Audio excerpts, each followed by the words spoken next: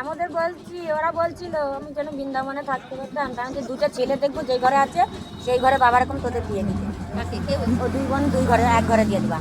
বাবা বৃন্দাবনে দেখো না। হ্যাঁ, ওদের দেখো রাধা কুণ্ডে দুটো ছেলে দেখো, ওদের দুজনকে এক ঘরে দিয়ে দেবো। বিয়ে করবে? হ্যাঁ। কে বলছে? যাই বিয়ে করবে না তো? দুজনকে একবার বলে না, দুজনে যাবো না, ও আমাকে ছোট থেকে জ্বালাচ্ছে, ও জ্বালাচ্ছে ছোট থেকে, ওরা আমি নেবো না। আমি বলছি ওই থাকবে তোর সঙ্গে।